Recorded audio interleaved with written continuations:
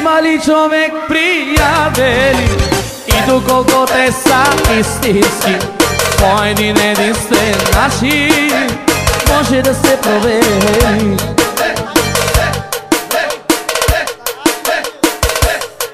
За Ради, за Вили, за Роси, за Милен, най-добрите приятели. Поздравай от шефа на заведението, от Краси, шефа на заведението.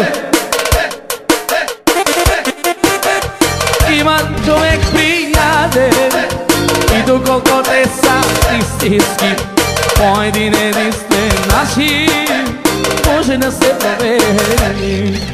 Кой ще ти помогне в беда, кой за теб ще не се поганя, сто приятели да имаш, ще избягат да мина.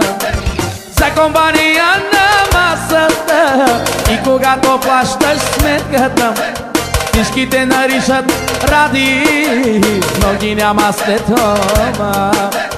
Даже телефона си не лега и по табата на земя. Чак тогава ти разбираш, всичко е било лъжа.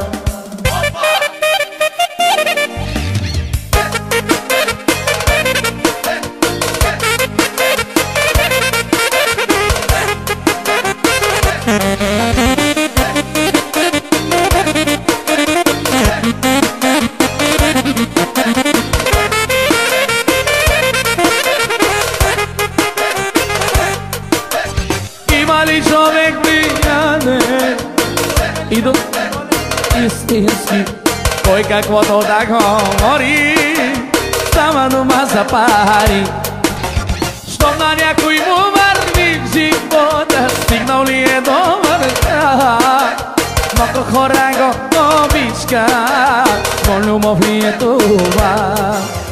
За компания на масата и когато плащаш сметката, всички те наричат о, брат ви, но ги няма за това.